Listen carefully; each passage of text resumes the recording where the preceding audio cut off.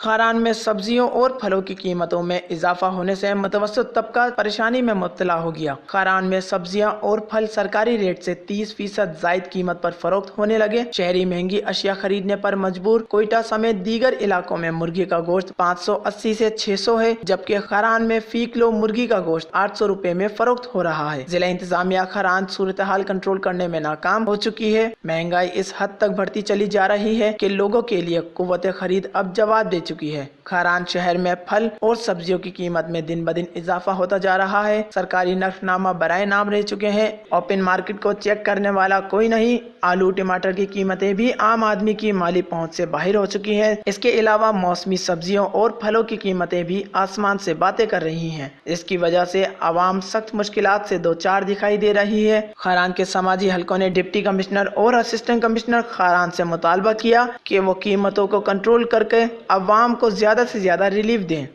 وش news, Kharan.